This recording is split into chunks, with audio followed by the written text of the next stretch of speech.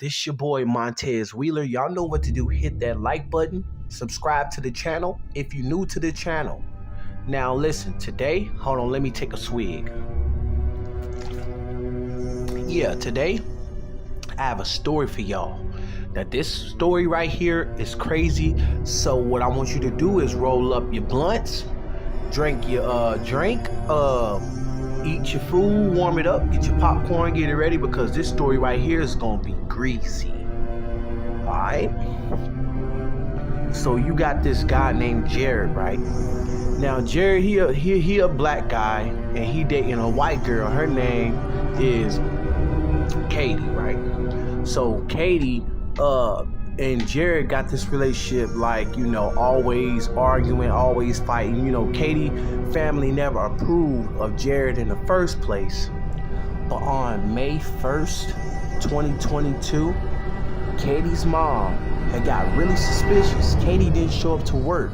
So her friends called around, and what it even got even more worse is that Katie's mom had received calls from her friends. Everyone except Jared. Everyone was worried about where Katie was. She didn't show up to work. So Katie's mom, before she made a missing persons report, what she did was she said, okay, let me call Jared, because of course they live together and they probably somewhere, probably done separated. She went somewhere, he went somewhere, because they probably got into another argument. Mind you, Katie's white. This is her mom's white, by the way. So Katie's mom calls Jared. Jared don't answer. She called him. Jared still don't answer. She called him about 5 times. And right before, well, actually, as soon as she filed the missing person report, Katie's mom had got some shocking news from the police. The police said, well, ma'am, it's so strange that you make a police report, because someone by the name of Jared such already made a missing persons report. And now Katie's mom's like, nah, something ain't right. Something ain't right. So she said, well, I'm gonna let a day or two go by. She had already filed the missing person report. Now let's roll it on over to 3 days. Still no answer from Katie. Still no phone call. Now mind you, Katie's mom watches Katie's daughter while she goes to work. So now her daughter has been with her mom for 3 days. Now Katie's mom and her mom's husband is actually really worried. Now they're getting very suspicious. So they're like, okay, maybe we need to just go over there. Maybe let's just go over there. So they go over there, right? Y'all, I'm gonna be honest, it was suspicious right off the rip. Soon as they pull up, tell me why it looked like every light in that house is off. It looked like the electricity got shut off. It looked like the front yard ain't been clean. It looked like, but it's a lot of like, but there's only thing that's sitting right there on the porch is a shovel. And as soon as they knock on the door, now this is a few of Katie's friends, Katie's mom, and Katie's mom's husband. So they all knock on the door, and when they knock on the door kind of budges open. The door wasn't closed, but as soon as they was about to open it, just a teensy little bit, here comes Jared. He budged the door open, and y'all, let me stop right here real quick to say, as soon as they came inside the house, the whole apartment smelled like bleach. I mean, you could tell something was not right. So they instantly like, hey, Jared, he like, hey, what y'all doing? You know, hey, don't y'all know how to knock? And the mom and her husband, Katie's friends, like, one of her friends is a male and one's a female.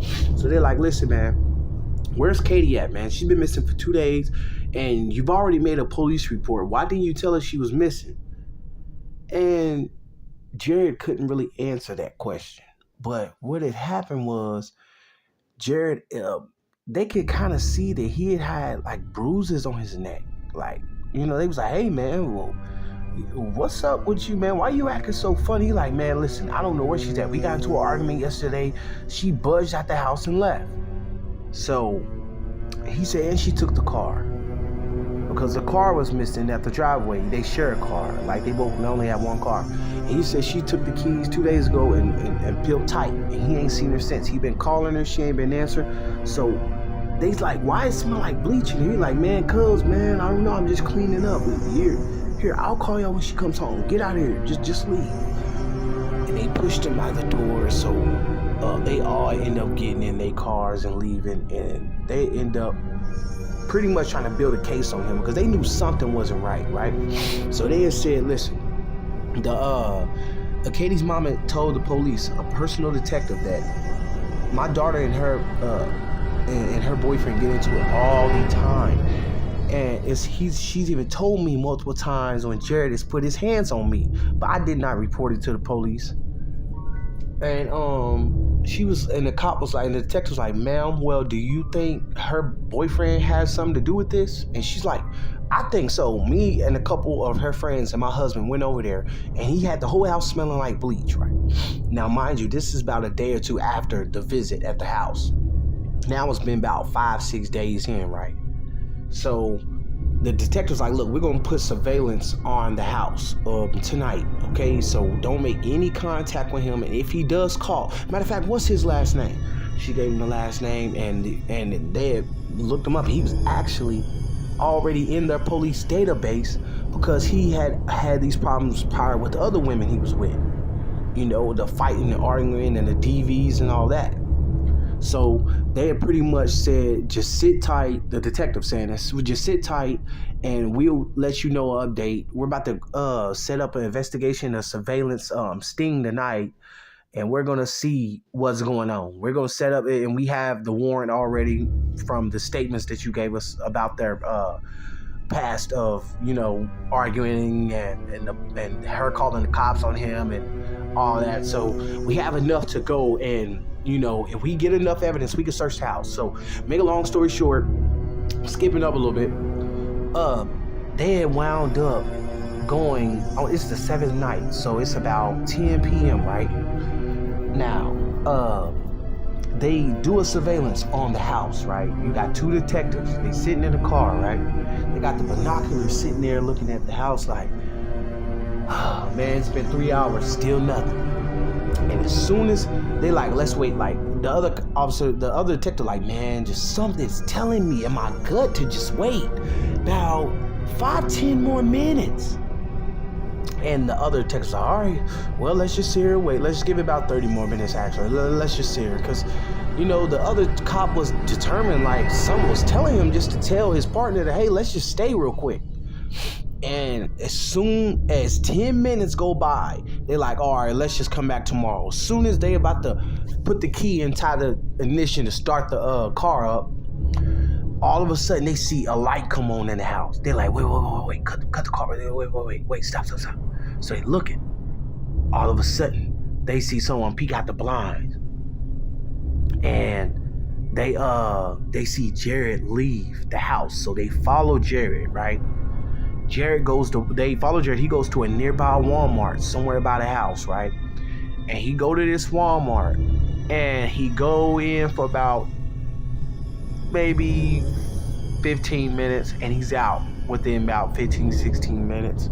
So he come out with a bag in his hand, and it's a black bag full of stuff. It look like kind of like cleaning supplies. So they had followed Jared all the way back home.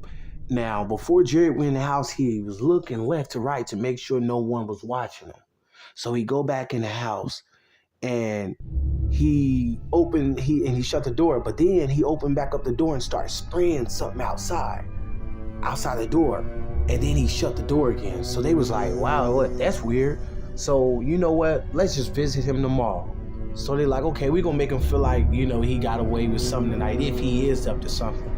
But tomorrow we're gonna visit him, and this one we're gonna get the wheels rolling. So they had wound up going back telling Katie, mom, and her husband that we got him coming out. He went to Walmart to get something, a bag of something. And he came out spraying something.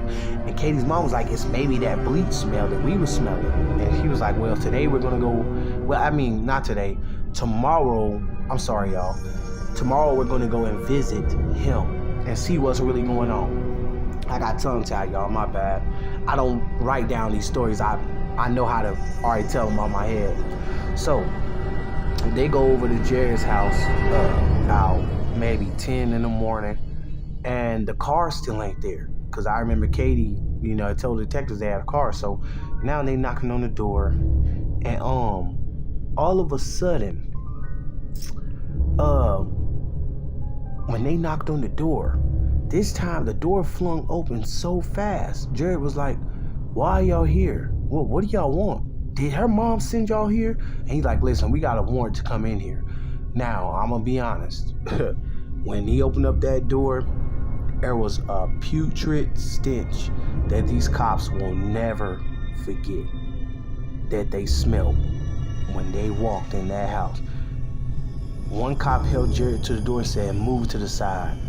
And the other cop pulled out his gun. Now he in serious mode. He take his flashlight out. He trying to lead the smell. He trying to see where the smell coming from. He go in the kitchen. He don't smell it in there. He walked towards the basement, and boom, right there's the smell. So the detective says, "Arrest him right now. Get more backup up here." So they get back up there, and y'all, when they went in that basement, when the forensic people showed up, because the detective went down there, he said, "You might want to tell me what's down there before I go down there. Let me know right now." And he just looked down, and while that detective went downstairs, he seen a freezer with blood stains all over it. So he put two and two together. He knew. He instantly opened up the freezer. Right there, he could pass out from the stench of Katie's body sitting right there, mangled up with a rope. Not actually a rope, it was a belt wrapped around her neck with bruises all over her body. She had been dead for about a week. See, what had happened was Jared had actually murdered Katie because Katie had been trying to find a new boyfriend, and basically Katie had didn't really want to be with Jared anymore because of his, just not loving her, just being a mean guy, and she just pretty much wanted to move on, and he suspected that she was cheating. So he pretty much has put his hands around her throat, and he pretty much strangled her. And he tried to cover it up by making like she had went missing, like she had went off and just didn't come back. But he panicked and didn't honestly think out what he would do if he was to ever kill her. So after he did it, he didn't know what to do. He put her body in the freezer, and Katie's mom had wound up finding out. Katie's mom had fainted. She fell out right there in her husband's arms. Oh, y'all, listen. If your sister or your mother or your daughter is in any abusive relationships, tell her to leave that relationship immediately. Y'all hit that like button right now. Subscribe to this channel. Here go another story for y'all. And that was a Tell a Story series right there. Here go another story for y'all, man. Yeah, he killed his girlfriend and put her body in the freezer. Thank y'all.